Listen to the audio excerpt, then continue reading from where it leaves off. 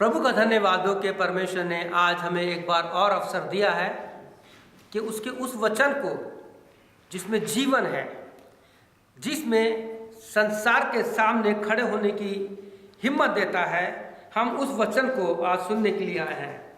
आपके लिए जो मैंने वचन आज लिया है, जिसका विषय है उत्तम जीवित श्रद्धांजलि। परमेश्वर का धन्यवाद हो कि परमेश्वर ने हमारे साथ बहुत सी आशीषें दी है। और आज जो मैं आपके साथ स्क्रिप्चर रीडिंग जिस पर मेरा संदेश है वो आपके लिए बांटना चाहता हूँ, जहाँ पे इस प्रकार से लिखा है कि 2 क्रॉनिकल चैप्टर 17 वर्सेस 3 और 4, दूसरा इतिहास 17 अध्याय उसका 3 और 4 वचन। और यहोवा यहोशापात के संग रहा, क्योंकि वे अपने मूल पुरुष दाऊद की प्राचीन चाल सी चला और बाल देवता की खोज में ना लगा, वरन वह अपने पिता के परमेश्वर की खोज में लगा रहता था और उसी की आज्ञाओं पर चलता था और इस्राएल किसी काम नहीं करता था। प्रभु अपने वचन के पढ़े जाने और सुन जाने पे आशीष दे। द लिविंग ट्रिब्यूट, जीवित श्रद्धांजलि। आप जानते हैं कि अक्सर जब किसी की व्यक्ति की डेथ हो जाती है तो लोग उसे श्रद्धांजलि देते हैं मरने के बाद। लेकिन पवित्र शास्त्र बाइबल में हम जब इन सारी बातों पर विचार करते हैं तो एक श्रद्धांजलि, एक ट्रिब्यूट ऐसा भी है कि जब हमारे जीवन के द्वारा दिया जाता है तो उस ट्रिब्यूट या उस श्रद्धांजलि के द्वारा न केवल हमारी परंतु परमेश्वर और परमेश्वर के वचन को ऊंचा किया जाता है, उसको मान महिमा मिलता है। ये बहुत जरूरी है। और परमेश्वर की प्रतिज्ञा परमेश्वर के वचन में लिखी है कि प्रभु अपने लोगों को कभी नहीं छोड़ता। परमेश्वर का धन्यवाद हो। मैं आज इस समय आपके साथ एक ऐसा जीवन बांटना चाहता हूं जैसे कि हमने 2 क्रॉनिकल दूसरा इतिहास 3 और 4 पढ़ा। आप गौर करना अपने जीवन में, जब भी आप बाइबल पढ़ते इस बात को देखना कि दाऊद के परमेश्वर का बहुत महत्व दिया गया है। और जैसे हमने पढ़ा कि वो, क्योंकि वह अपने मूल पुरुष दाऊद के प्राचाल चीन चला और अपने पिता के परमेश्वर की खोज में लगा रहता था। ये है खास बात। परमेश्वर के वचन में हम इन सारी बातों को जब देखते हैं तो परमेश्वर हमारे साथ बहुत सी बातें बांटता है। इससे पहले कि मैं आपके साथ परमेश्वर के उस वचन को बांटूं कि किस प्रकार से हमने इस वचन में पढ़ा कि हमारा परमेश्वर जो यहोशापात के साथ था, बराबर रहा, उसको हर कार्य में सहायता की, उसके हर कार्य में आशीष दी, क्योंकि यहोशापात जो है अपने पिता के परमेश्वर की खोज में लगा रहा। और प्रभु यीशु मसीह ने कहा है ढूंढो तो पाओगे। और परमेश्वर के वचन में यहेजकेल 29 चैप्टर पढ़ेंगे तो उसके 11, 12, 13 और 12 और 13 में परमेश्वर ने इस बात को कहा है कि तुम पूर्ण मन से अपने ढूंढोगे तो परमेश्वर तुम्हें मिल जाएगा। और परमेश्वर के वचन में कई प्रकार की आशीष रखी है और जो आज हम इस चीज को सुनने के लिए आए हैं। दूसरे शब्दों में आज का ये वचन हमारे बच्चों के लिए, जवानों के लिए और माता पिता के लिए है कि ये परमेश्वर का वचन जो यहोशापात के द्वारा हमसे बात करता है, किस प्रकार से माता पिता का जीवन बच्चों पर प्रभाव डालता है और उन बच्चों का प्रभाव आगे आने वाले समय के बातों में डालता है। तो मैं आपके साथ इस चीज को बांटने के लिए, इस बात के विषय में मैं आपसे बात करना चाहता हूं। आप जितने भी लोग सुन रहे हैं या देख रहे हैं कि हमारे माता पिता का या हमारा व्यक्तिगत जीवन का प्रभाव हमारे बच्चों पर किस प्रकार से पड़ता है। क्या हमारे बच्चों के सामने हमारी एक ऐसी गवाही है जैसे हम इन वचनों में देखते हैं कि यहोशापात जो है अपने पिता की परमेश्वर की खोज में बराबर लगा रहा, उसने परमेश्वर को नहीं छोड़ा।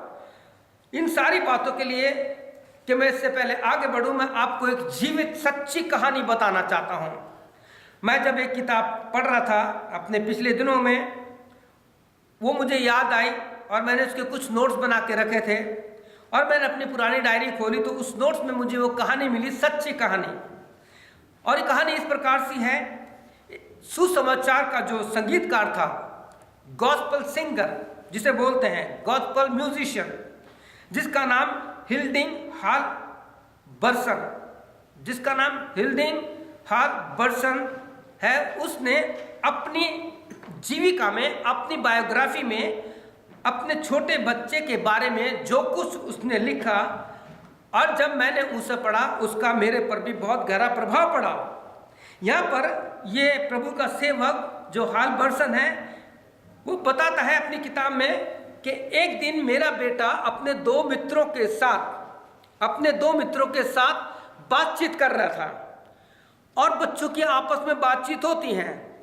तो एक बच्चा जो है, ध्यान से सुनिए, यहाँ पे इस चीज को बड़ा गौर देने वाली बात है कि हम माता पिता का प्रभाव हमारे बच्चों पर किस प्रकार से पड़ता है। जैसे कि हमने देखा कि यहोशापात के जीवन पर उसके माता पिता का इतना गहरा प्रभाव पड़ा कि वो अपने पिता के परमेश्वर की खोज में लगा रहा।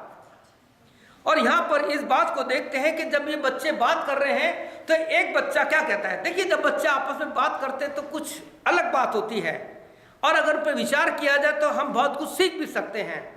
यहां पर एक बच्चा कहता है, बड़े गर्व के साथ कहता है, आपको पता है मेरे पिता इस नगर के मेयर को जानते हैं और वो बहुत अच्छे दोस्त हैं। सुनिए, वो बच्चा क्या कहता है। पहला बच्चा कहता है कि मेरा पिता इस शहर के मेयर को जानता है और वो बहुत अच्छे दोस्त हैं। दूसरा बच्चा क्या कहता है, तो क्या हुआ। दूसरा बच्चा क्या कहता है, क्या हुआ।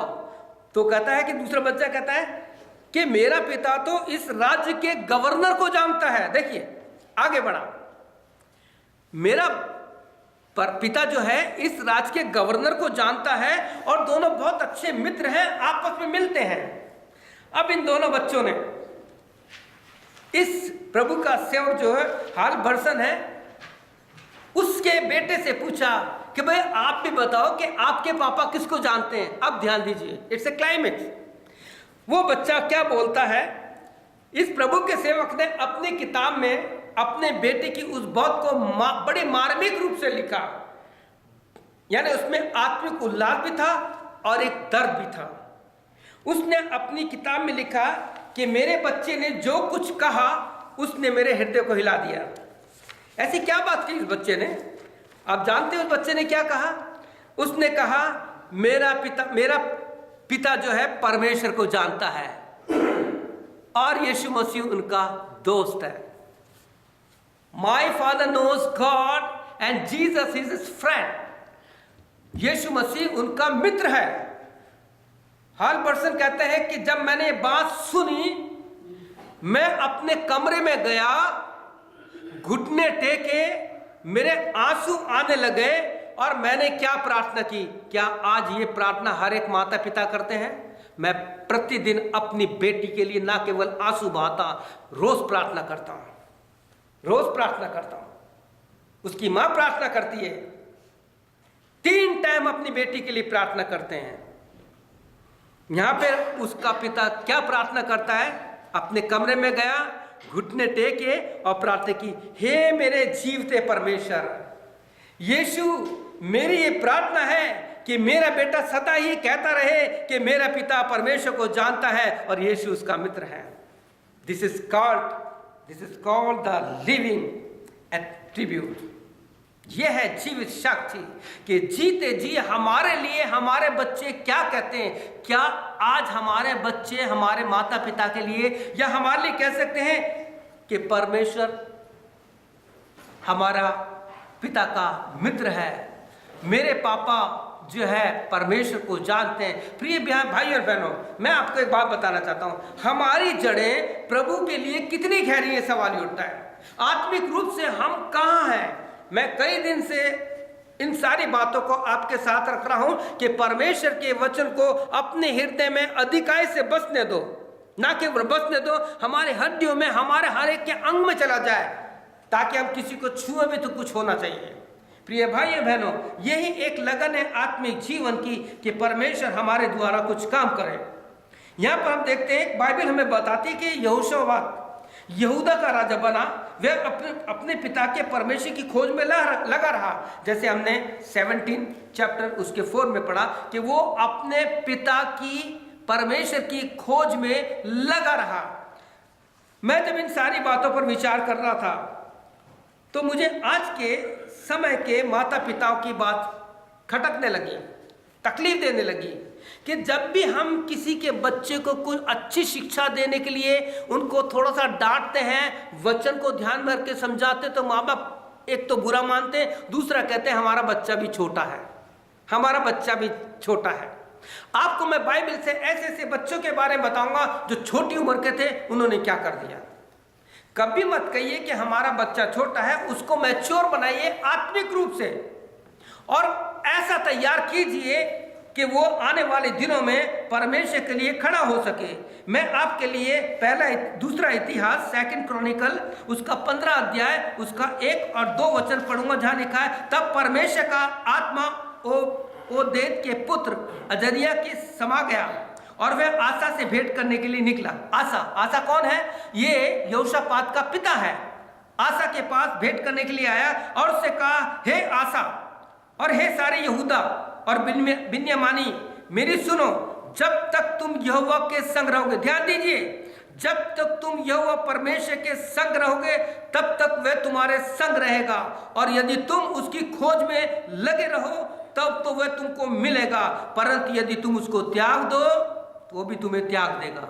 यह है आज मसीह कलीसियाओं की हालत, यह है आज मसीह सेवक की हालत। वो किसकी खोज में है? संसार की खोज में है। पौलुस ने कहा स्वर्गीय वस्तु की खोज में रहो, इस संसार की चीजें सब नाशमान है, खत्म हो जाएगी। और पिछले संडे को देखा था कि यदि हमारे पास खाने और पहनने के लिए है तो इस पर धन्यवाद। अगर प्रभु बहुत देता है तो हमें इसको प्रभु की सेवा में लगाना है, क्योंकि ना हम जगत में कुछ लाए हैं ना कुछ ले जाएंगे। प्रिय भाइयों बहनों, उसके बाद 8वें वचन को जब पढ़ते हैं तो यहाँ लिखा है, जब आसा ने ये वचन और ओदेद की नबी बात सुनी तब अब उसने हिया बांध कर यहूदा और बिन्यामीन के सारे देश में से और उन नगरों में जो थे एफ्रेम के पहाड़ी देश में लिए थे, और घिनौनी वस्तु और यहोवा की बेटी यहोवा के ओसारे के सामने थी, उसमें नए सिरे से बनाया। यानी कहने का मतलब है सब कुछ सुनने के बाद उसने सब कुछ को खत्म कर दिया। प्रिय भाइयों बहनों, हमारे जीवन में जो पुरानी चीजें हैं उन्हें खत्म करनी है अगर परमेश्वर हमारे जीवन में काम करना चाहता है। प्रभु के वचन में बहुत कुछ लिखा है, हमें उसको पालन करना है।